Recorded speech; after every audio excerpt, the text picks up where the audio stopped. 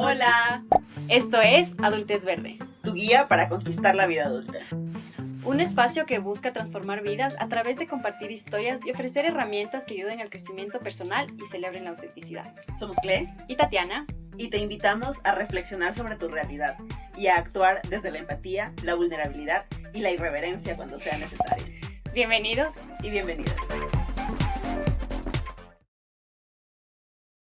Hay perspectivas, conceptos y reacciones que tenemos impresas en nuestras células, muy firmemente marcadas, incluso más allá de nuestras decisiones explícitas. Algunas de estas tienen que ver con situaciones y acciones que afectaron el sistema que somos y aquel del que somos parte, es decir, nuestra familia, nuestros ancestros, nuestro lugar de procedencia, entre otros. Las constelaciones familiares se proponen entonces como una alternativa para revisar estos sistemas, para aclarar nuestro rol en ellos, para agradecer lo que nos han heredado, pero también para decidir qué tomamos de todo eso y qué no. Hoy platicaremos con María de los Ángeles Toro, abogada, colombiana y madre de 2 adolescentes, especialista en temas de familia, mediación, conciliación y procesos personales, para que nos comparta sobre constelaciones familiares, de qué se tratan, para qué sirven y cómo podemos aprovecharlas. Hola María de los Ángeles, bienvenida a Adultez Verde y muchas gracias por estar con nosotros. Buenas noches, muchas gracias por la invitación. Es una alegría poder compartir con ustedes en este proyecto de adultez. Muchas gracias. Bueno, empecemos. Cuéntanos un poquito sobre ti, tu trabajo y tu conexión específica con el tema de las constelaciones familiares.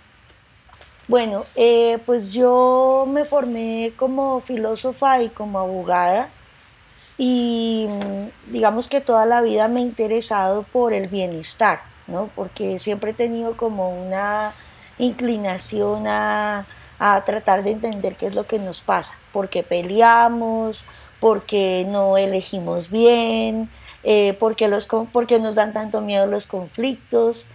Y cuando estudié Derecho, digamos que en filosofía tenía mucha libertad para pensar y para cuestionarme. Pero dije, bueno, pero la vida real no es de los filósofos, es más como de los abogados.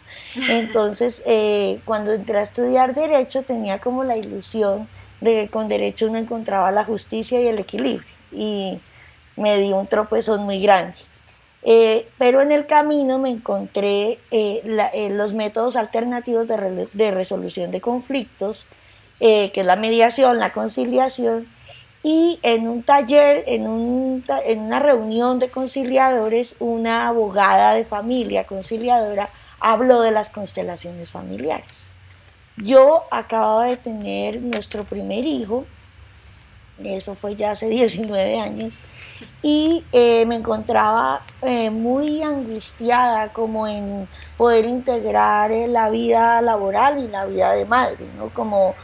Como todos estos círculos que se empiezan a conjugar en la vida y no sabemos cómo organizarlos. Uh-huh.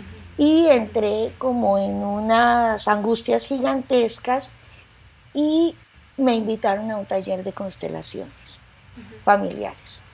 Fui y fue terrible, fue asustadorcísimo. Yo decía, esta gente está, ¿qué le pasó? La drogaron, bueno, una cosa súper angustiante. Pero cuando salí empecé como a entender que tenemos diferentes órdenes. Y fue algo muy raro porque fue muy impactante. Eso fue en el año 2003, el año 2002-2003, finales del 2002, comienzos del 2003, que empecé a ver eso. Y dije, ¿esto qué es? Y empecé como a averiguar qué era. En esa época todavía las constelaciones familiares se veían muy como algo mágico, como algo chamánico. Casualmente yo fui a una escuela que se llama Transformación Humana.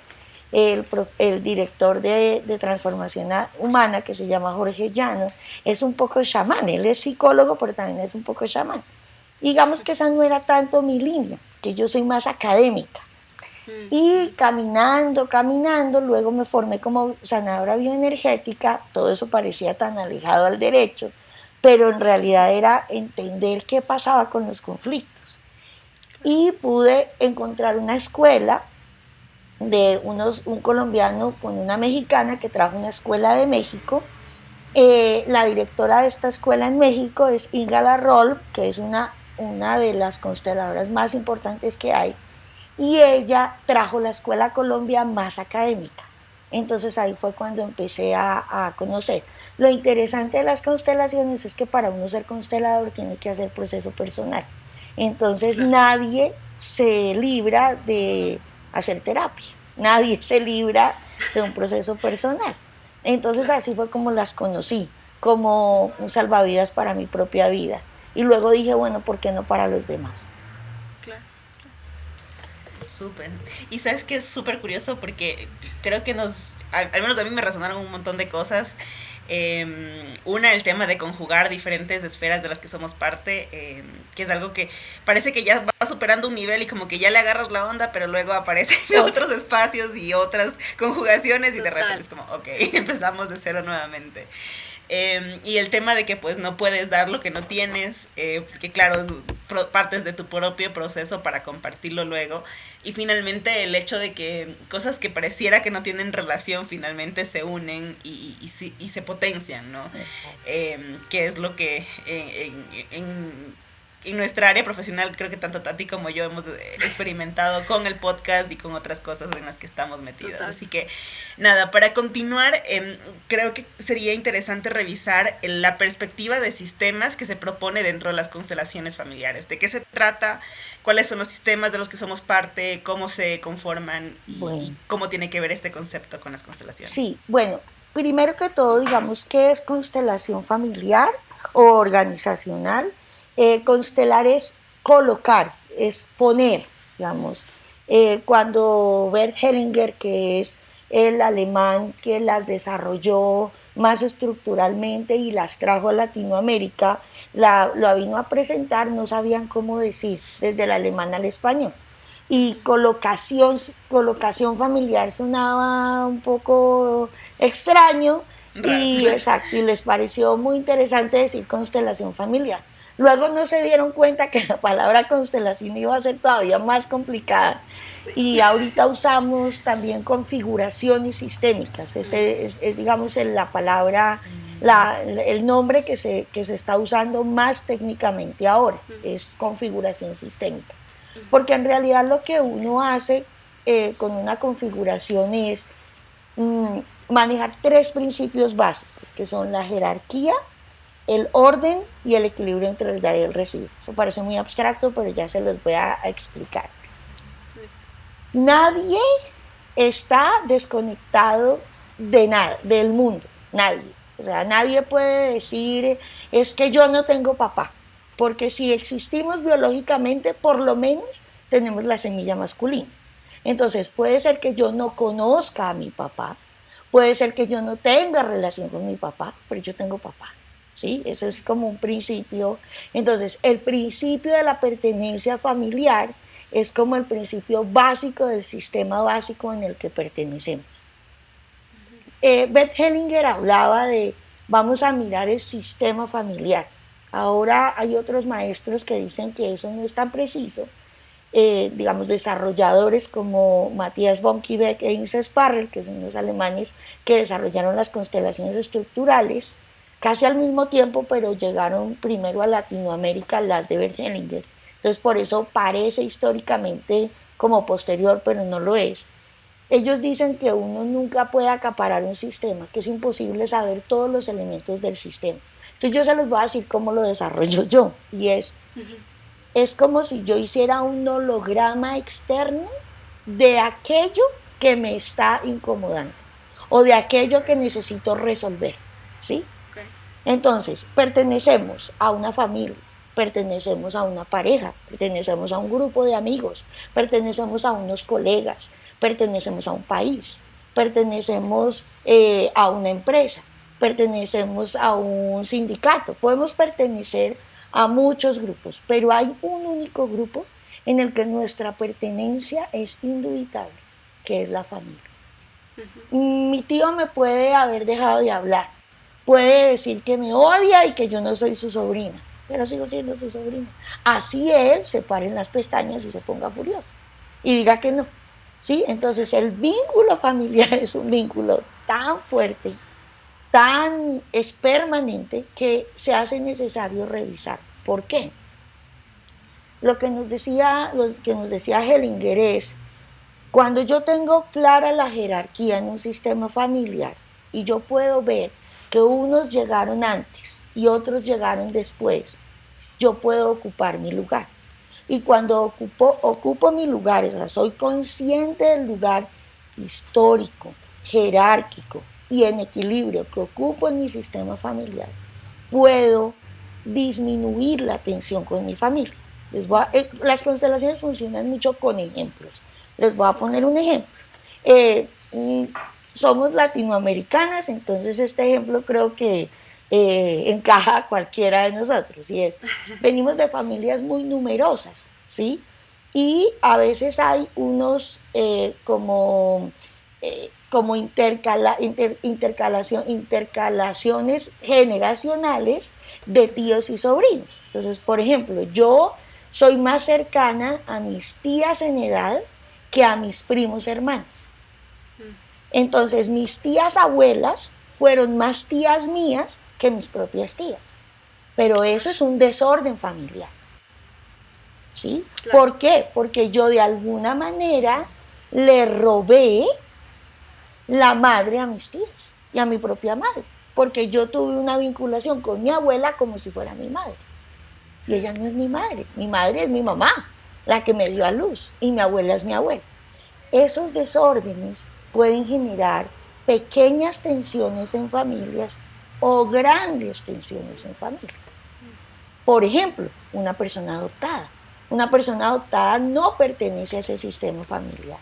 Si todos saben que la persona es adoptada y el sistema la toma y la reconoce como alguien externo que viene a dar la alegría, este sistema lo quiere cuidar, no hay problema. Pero ¿y cuando se oculta? Y ahí entra un tema que es muy fuerte para revisar en las constelaciones familiares, que son los secretos familiares. ¿Por qué? Porque los secretos familiares, aunque se oculten, el alma familiar lo sabe. Exactamente. Y cuando hay un secreto familiar, alguien por equilibrio va a intentar resolver ese secreto familiar. Entonces a veces hay gente que dice, no, es que yo fui a una constelación y descubrí que mi mamá tuvo 3 pérdidas. No es tan así, ¿sí? Pero lo que uno sí puede ver en una constelación familiar es que hay algo no resuelto en la madre y que uno puede estar intentando resolverle eso a mamá.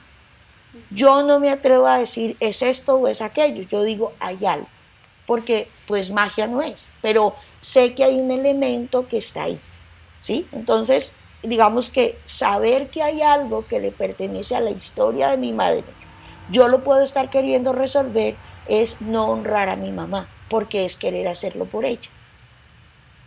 Es otra de los principios de las constelaciones familiares, que es el orden, ¿sí? Los que vienen primero y los que vienen después. Los que vienen primero dan la vida, los que vienen después reciben la vida y hacen algo bello con ella.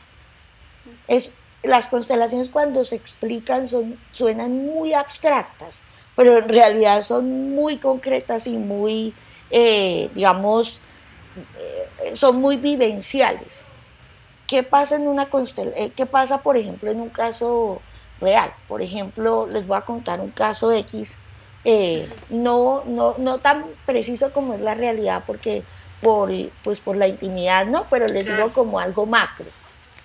Una pareja viene y me dice, mi hijo de 18 años está haciéndose daño, está consumiendo alcohol, se ha estrellado varias veces, es como si no cuidara de sí. Y empiezo a trabajar con la familia, digamos, esto tiene un origen jurídico, pero estoy hablando solo de la parte emocional. Empezamos a trabajar y el muchacho tenía 16 años y no sabía que era adoptado. Es un secreto familiar. Claro. Cuando hacemos la configuración, o sea, la mamá y el papá vienen, el adolescente no vino, porque eso lo estaban trabajando los papás, uno lo que hace es que ubica un representante para un elemento. Y pusimos un elemento que representaba el no cuidarse. La constelación se puede hacer de manera grupal o de manera individual. Esa era individual. Eran ellos dos y usamos unas marcas en el piso para representar los elementos. Entonces pusimos el no cuidarse. Cuando la mamá se paró en el no cuidarse, decía, yo soy la mamá biológica. Yo soy la mamá biológica.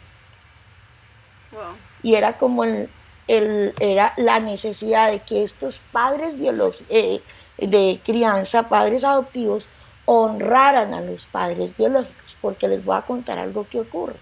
Los padres adoptivos, en general, se sienten mejores que los padres biológicos, que dan a sus hijos en adopción.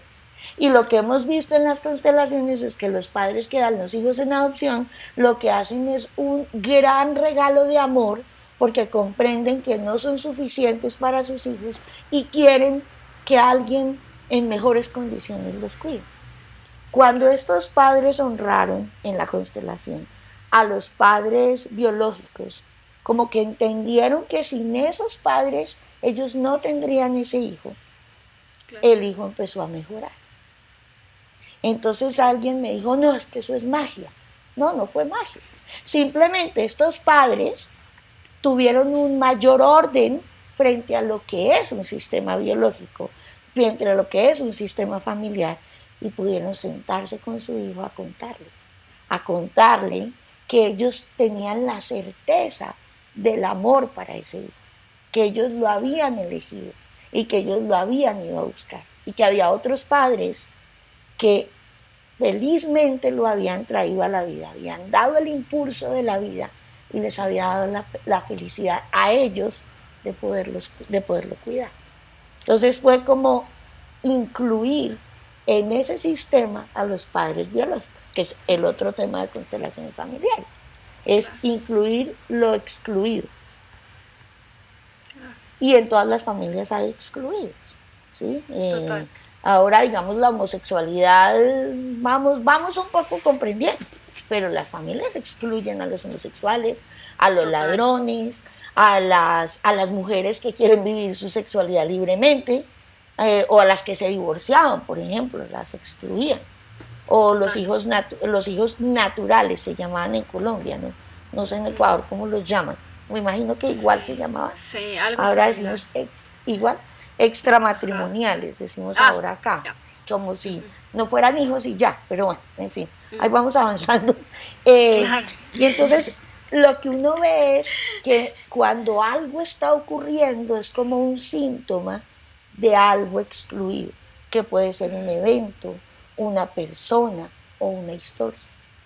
Entonces en constelaciones familiares uno empieza un trabajo en donde al configurar empieza a mirar y la gente se pone a investigar. Entonces luego dicen, no, es que eso fue mágico. No, se pusieron a averiguar. Oye, ¿cómo se llamaba mi bisabuela? ¿Por qué? Pues porque en la configuración empieza a salir una información. No como una película, eso lo quiero aclarar porque dicen como en la constelación supe que tenía una hermana. No, eso no pasa así. Sí, eso para conseguir una hermana vaya a la fiscalía, averigüe, sí, eso no es por ahí. Hay algo que falta, ¿sí? Hay como una historia no contada. Y esa historia no contada yo puedo empezar a averiguarla, ¿sí? Hay un elemento que me gustaría como dejar acá y es la importancia de saber historia, de saber historia universal, de saber historia de nuestros países, de saber de dónde venimos, ¿sí? Porque no es lo mismo, por ejemplo, cómo se portaron los indígenas mapuches o los indígenas incas o los indígenas de acá, de nosotros los chipchas, o sea, por ejemplo, la relación hispánica o portuguesa con nuestros indígenas fue distinta, ¿sí? Cómo esos pueblos eran guerreros o cómo es distinta en cada uno de los lugares y nosotros somos muy dados a olvidar nuestra historia, a olvidar nuestras dictaduras, a olvidar nuestra historia. Y resulta que nuestros ancestros vivieron esas historias. Y Hellinger decía que había unas fuerzas grandiosas que modificaban los sistemas. Y esas fuerzas son la guerra, los genocidios, el racismo, el clasismo, el sectarismo, la modificación, digamos, las estructuras económicas, porque son grandes fuerzas que hicieron a nuestros ancestros comportarse de una o de otra forma, ¿sí? Claro. Por ejemplo, que una mujer, lo hablaba anoche con nuestros hijos en una charla, que una mujer hoy, a los 30 años, decida no tener un hijo, no es lo mismo que una mujer de 30 años en 1920 decidiendo no tener un hijo. ¿Sí? Total. Su relación con el cuerpo, su relación simplemente con ser mujer, con su esposo, con su padre, con su madre, era otro tipo de relación. Entonces las constelaciones nos invitan a saber un poco también de historia, porque la historia nos permite honrar aquello tan vergonzoso que para nuestros ancestros lo fue, hicieron en su momento, y hoy lo podemos hacer diferente. Entonces, cuando nosotros honramos los ancestros en una constelación, es muy bello, porque decimos, no lo pudiste hacer de otra manera. Y hoy honro eso que pudiste hacer como lo pudiste hacer. Total. Y en tu nombre, hoy lo hago diferente. Total. Me gusta muchísimo. La verdad es muy bello. Me gusta muchísimo esto que dices de honrar, pero también ser capaces de cambiar esos patrones negativos, ¿no? Y yo quisiera preguntarte, para que las personas que nos escuchan entiendan un poco más cómo funcionan las constelaciones a un nivel muy básico. Tú lo mencionabas, que personas decían, no, esto es magia, esto es esotérico, esto no entiendo. Quiero que nos expliques a un nivel más básico qué son cómo funcionan las constelaciones familiares y hasta qué punto, digamos, llegan las constelaciones familiares. Es una especie de terapia, y también, añadido a eso, cómo nos pueden ayudar a nosotros a cambiar estos patrones que ni siquiera conocíamos o sabíamos. ¿Cómo podemos, usar esto para cambiar esos patrones? Sí, bueno, Tati, pues a ver, esto es un tema súper amplio, ¿no? Entonces claro, ahí vamos a lanzar como una gotica, les voy a sacar una gotica del mar, porque es muy, muy amplio. Claro. A ver, las constelaciones se pueden hacer de dos formas, de manera grupal o de manera individual. Okay. Las más usuales, las más vistosas son las grupales, pues porque tienen un efecto pues súper potencializador, ¿sí? Es increíble. ¿Qué trabaja uno en una constelación? ¿Qué tema lleva? Casi que cualquier tema que le incomode y que quiera mirar, ¿sí? Yo no me atrevo a decir que las constelaciones sean una terapia.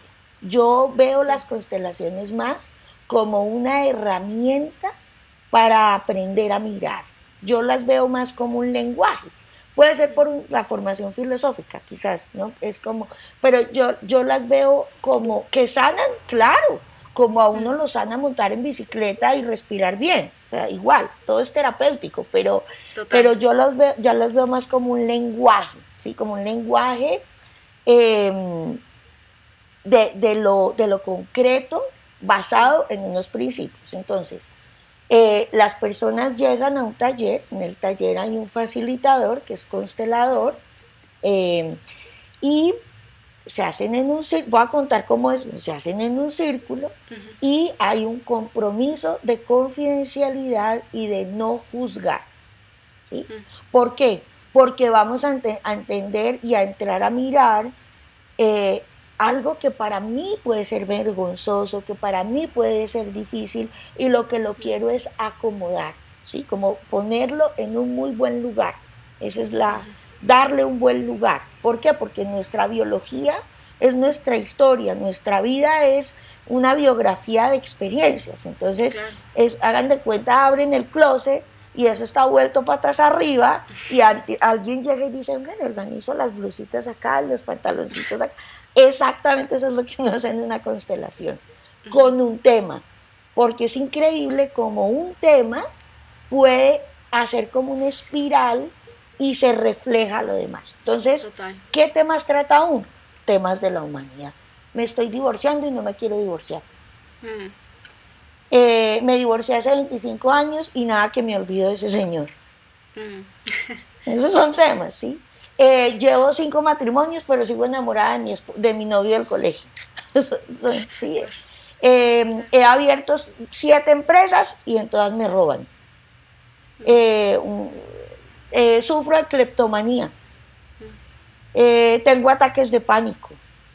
No puedo dejar de generarme ataques de bulimia. O sea, son relaciones con el mundo, ¿sí? Ya.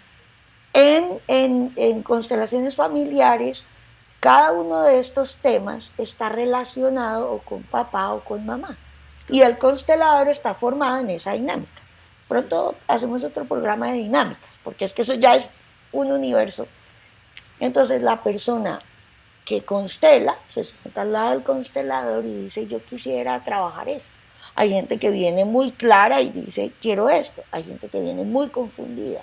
Entonces hay que hacer como un camino para ver dónde está la energía. ¿Por qué? Porque uno no puede constelar por averiguar o por curiosidad, porque constelar implica mover el inconsciente. Y yo no me puedo poner allá a mover cosas para luego no hacer nada o no hacerme responsable. Yo lo equiparaba como a ponerse a jugar a la Ouija, ¿sí? Como irse por allá a despertar quién sabe qué energías y luego, vámonos. No, pues esto es un tema profundo, es la vida de las personas. Entonces, como que por curiosidad no es. O para tomar una decisión porque me van a decir, no. Es porque veo más grande y puedo decidir. Entonces, la persona pone el tema y una vez establece el tema, elige unos representantes que el constelador le indica, ¿sí? Entonces, una básica, ¿no? Me quiero divorciar, mi esposa me pidió el divorcio y yo no me quiero divorciar. ¿Qué representantes saldrían ahí? El esposo y la esposa. Claro. Entonces, alguien representa al esposo y alguien representa a la esposa, que es la persona que está sentada constelando. O al contrario, el señor que está constelando y la esposa le pidió el divorcio. Entonces, a mí alguien me representa. ¿Qué pasa? Cuando a mí alguien me representa, yo salgo de la película y la película queda allá. Y queda en tercera dimensión. Y ahí empezamos a mirar las distancias, las reacciones.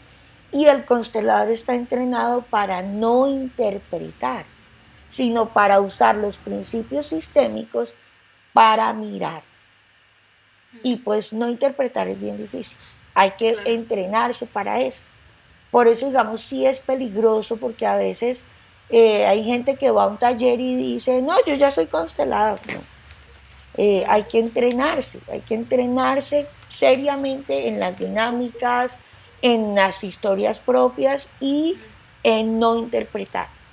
Entonces, el campo, eso se llama el campo mórfico, que está desarrollado por Hammer, eso no es nada mágico, eso es física, sin nada mágico, empieza a dar información. Es impresionante.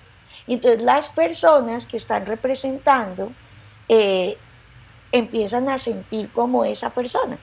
En uno de los talleres hace muchos años, yo tenía un compañero que estaba formándose conmigo, él es economista y él súper escéptico, ¿no? Y salió a representar al papá de una compañera y dijo, uy, siento que este brazo está quemado. Y ella se puso a llorar, dijo, a mi papá se le quemó el brazo, no sé. No, qué heavy. Una cosa como muy, ¿sí? Que uno dice, y uno empieza a mirar a la persona que está representando a la mamá y no la ve y no ve a la mamá, o sea, es a su mamá, ¿sí?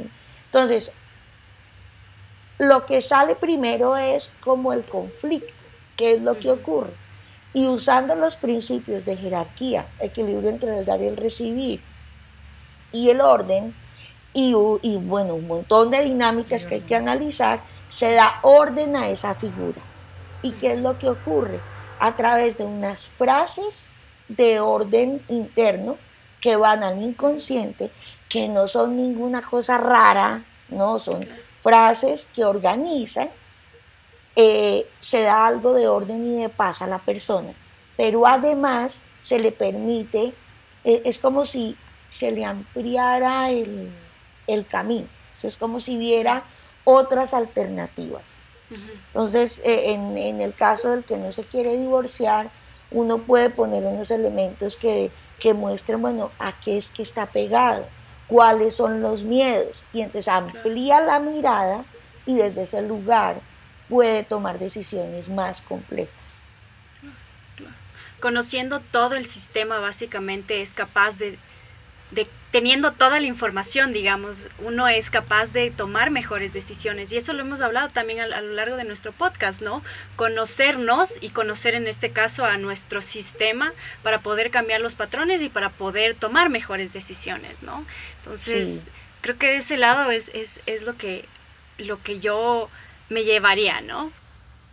Y te agregaría esto, por ejemplo, bueno, yo soy abogada de familia, yo hago divorcios, ¿sí? También matrimonios, felizmente, pero hago divorcios. Sí, esas son mis alegrías. Pero digamos, trato de desarrollar divorcios en donde si hay hijos, los padres puedan distinguir entre la pareja parental y la pareja conyugal. Entiendan que la pareja parental jamás se va a divorciar porque está representada en sus hijos y que la pareja parental tiene derecho a darse el paz y salvo, ¿sí? Que no es que fallaron, que no es que incumplieron, no, es que a veces fue suficiente. A veces yo crecí de una manera y tú estás mirando otro proyecto y ninguno es malo. O por ejemplo en los casos de violencia intrafamiliar, que la ley colombiana es súper rígida con eso, ¿no? Y es como la violencia y hay que tomar al violentador y echarlo a la cárcel. Sí, pero si yo no veo de dónde proviene la violencia, total, los hijos la van a repetir. Entonces no hice nada, ¿sí? Y es cuando podemos poner esas configuraciones y podemos ver en el fondo qué era lo que yo quería resolver con esa violencia. ¿Qué era lo que yo quería resolver con esa infidelidad? ¿Qué era lo que yo quería resolver con ese silencio, con ese aislamiento? La culpa baja. Y cuando la culpa baja, la reconciliación entra. Reconciliación no es que, ay, nos amamos otra vez, no. Reconciliarme es reconciliarme con lo ocurrido, con lo vivido. Es saber que no lo podía hacer de otra manera, que era como podía, ¿sí? Que era lo que tenía. Así es, ser compasivos, ¿no? Con uno mismo. ¿Cle?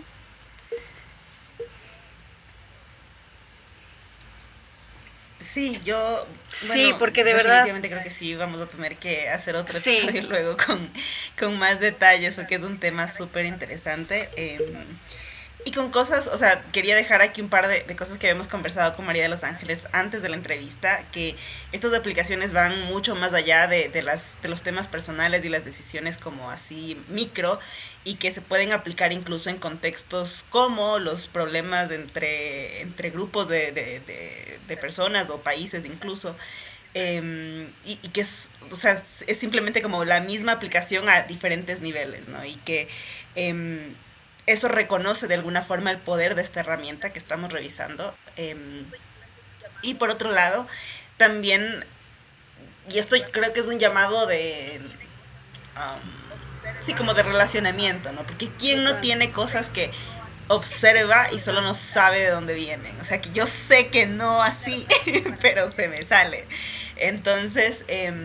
claro, para tener, o sea, al menos si existen este tipo de herramientas, ¿por qué no aprovecharlas, no? Más allá del escepticismo que podemos tener o de si no sabemos mucho al respecto, porque claro, a veces lo que se desconoce da miedo, pero no porque de miedo de verdad, sino porque no conocemos nada más. Entonces, eso, creo que con eso yo ya igual, ya digo, tengo un montón de preguntas más, pero para ir cerrando el episodio, quisiera más bien que nos comentes como, ya, si nos dijiste algo con respecto al desde dónde no buscar a las constelaciones familiares, que es como de la curiosidad o simplemente para que me digan qué hacer con respecto a algo.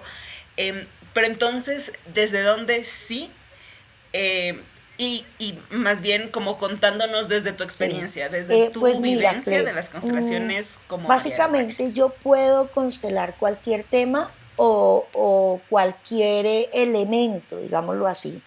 Yo puedo, por ejemplo, constelar, por ejemplo, tengo varias ofertas de empleo y no sé cuál tomar. Yo puedo constelar como qué deseo de este, porque constelar es ordenar a la final, ¿sí? Es, poner, es poner en la bandeja todo y poderlo mirar con unas herramientas para poder mirar de manera ordenada y sistémica que me funcione, ¿sí? Básicamente.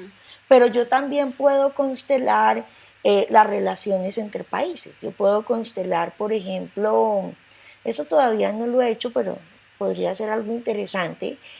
Por ejemplo, hacer una constelación de las relaciones diplomáticas entre Latinoamérica y Venezuela. Sería muy interesante ver, Wow. ¿sí? Sí. O, por ejemplo, una constelación entre el efecto migratorio de Venezuela, que hoy fue el país que nos recibió a todos cuando todos estábamos en la mala, y ahora cuando Venezuela está difícil, entonces así nadie los quiere recibir. Entonces, ¿cómo no ver eso, por ejemplo? Eso se podría constelar. Hay otro formato en el que he podido hacer algunas cosas y es la relación víctima-victimario. La relación víctima-victimario es un elemento, es otra de las dinámicas en las que Bert Hellinger trabajó muchísimo. Y nosotros en Colombia tenemos pues el conflicto armado. Nosotros hemos firmado varios procesos de paz, unos dicen que no funcionan, otros que sí, bueno, eso cada cual como le va en la fiesta. Yo he podido acompañar paramilitares a pedir perdón, por ejemplo. ¿Sí? Pedir perdón no es tan fácil como uno cree. Pedir perdón viene de un tema de vergüenza interna muy profunda. Y a veces, hace pocos días, esto no lo he dicho en público, pero se los voy a comentar a ustedes, hace pocos días Ingrid Betancourt, no sé si ustedes saben quién es ella era Sí. una candidata presidencial que fue secuestrada por muchos años por las FARC y fue liberada en una actuación como del 007 y bueno. Y ella vino a hablar en la Comisión de la Verdad, que es una de las unidades que tenemos para aclarar, para mirar qué es lo que está pasando en Colombia, para ver nuestra verdad, o muchas verdades juntas como en una colcha, diría yo. Pero entonces ella vino y decía que los señores de las FARC no lloran y no se les ve remordimiento, y ella necesitaba eso, y entiendo su dolor, o sea, la honro en su dolor. Pero les voy a decir una cosa, cuando uno trabaja con, digamos, con las personas que han cometido los delitos, yo tuve la fortuna de apoyar personas que ya habían pagado su pena en las cárceles y iban a volver a la sociedad, y ahí usamos también constelaciones. La vergüenza de un ser humano que siente que le ha fallado a la sociedad es algo muy duro. Y la soberbia es una buena técnica. Cuando yo estaba en el colegio, mis amigos cuando la embarraban con la novia, ellos decían, uno llega bravo y no le preguntan nada. Y eso parece muy chistoso, pero eso es una salida del que se equivoca, ¿sí? Entonces, digamos que en esa área también se puede usar. La relación víctima-victimario digamos, con la lectura de Bert Hellinger es súper poco políticamente correcta, ¿no? Porque lo que dice Bert Hellinger es que víctima y victimario tenían una cita. Imagínense eso tan duro. Y pues cuando uno dice eso en una violación sexual, pues como que ya dice, uy, espere a ver, ¿sí? Es muy fuerte, exactamente. Pero lo que decía Hellinger era, ok, pero si tú igual vas a tener que vivir con ese dolor, ¿por qué no hacerlo de otra manera? Para que eso cobre un sentido diferente y tú puedas ser sobreviviente y no solo víctima. Porque ¿qué es lo que pasa? y podemos hacer un podcast solo de eso, que creo que a Latinoamérica le serviría un montón, Sí. y al mundo, y es cuando la víctima se sostiene en el dolor y no le entrega y no le dice al victimario cómo repararía su dolor, se vuelve el victimario de la víctima. Se cambia el papel. Claro. Porque la víctima en su dolor somete al victimario. Total. Entonces no es diferente de él. ¿Y qué pasa? Queda atado al dolor. Total. Cuando la víctima le puede decir al víctima, pero hay un entorno en donde la víctima es cuidada, es atendida, o sea, no estoy diciendo que es que uno sale y dice, no, o sea, cuidada, atendida, protegida, pero cuando la víctima le puede decir al victimario, para yo sentirme reparado necesito esto, el victimario tiene una opción de liberarla, porque podría intentar reparar. Claro. Y ustedes, o sea, ustedes no se imaginan cuando se hacen estos ejercicios lo que las víctimas piden. Yo creo que lo que Ingrid Betancourt le decía ahí a Timochenko, le decía, es que no le veo una lágrima, no lo veo sentir, ¿sí? ¿Y qué era lo que ella le estaba pidiendo realmente? Es, muéstreme su humanidad. Sí. Eso era lo que ella le estaba diciendo. Sí. Muéstrame que usted es un ser humano, muéstrame que es vulnerable. Sí. Si logramos empezar a hacer esas relaciones, yo creo que es más fácil que encontremos una sanación. Y Bert Hellinger a veces estudiando como tal frase y todo el mundo quedaba como, uy, no, pero este señor está loco. Luego cuando ya empezaba a explicar, ok, él tiene otra frase también que es durísima, que es, ¿qué me habrás hecho que estás tan enfadado? Calculen esa. Transfiere la culpa. Entonces es como, a mí me gusta mucho que este podcast se llame de la adultez verde, porque sí. Es solo los adultos nos podemos aguantar la vergüenza, solo los adultos podemos hacerlo diferente. A los niños a los niños es lo que les toque. Sí. Los niños no eligen a qué colegio los llevan, qué ropa se ponen, qué comen. Yo he tenido los divorcios más difíciles que yo he tenido. Los más difíciles, vegetariano y carnívoro. Uf. Ay, vegetariano y carnívoro, eso es un conflicto que se los digo. Claro. Wow. ¿Qué pasó, Cle? Vegetariano y carnívoro es un conflicto gigantesco, porque es una relación ancestral con la madre, ¿sí? Claro. Y es cómo podemos construir desde vernos, y eso solo lo podemos hacer los adultos, los niños no. Entonces, qué alegría que ustedes estén diciéndole a la gente ser adulto, sí vale la pena. Es más fácil ser adulto que ser niño. Claro. Y hay otras opciones para vivir la adultez, ¿no? O sea, esa es otra parte del mensaje. Igual que, retomando lo que decías hace un ratito del comunicar claramente las cosas, que eso nos puede servir a muchos otros niveles, que es lo que estamos diciendo sobre la víctima y el victimario. O sea, a veces las cosas se pueden, tal vez no solucionar, pero al menos mejorar si somos capaces de organizar nuestras ideas y comunicarlas de otra forma. Entonces, creo que nos llevamos un montón de cosas de esta conversación, un compromiso de continuar la conversación, es más. Y nada, pues aquí la disculpa, hace rato me reí. Esa es la vida. Nuestros esa estudios es la vida, son claro. Que es la vida.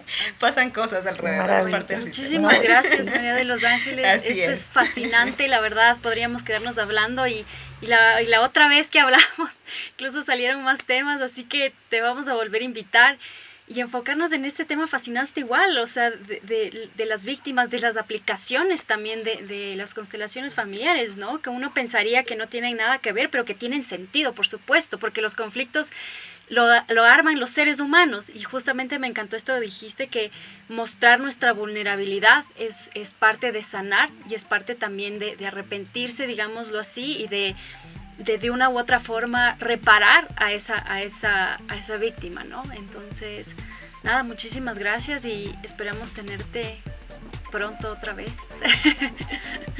Por supuesto. Pues muchas gracias.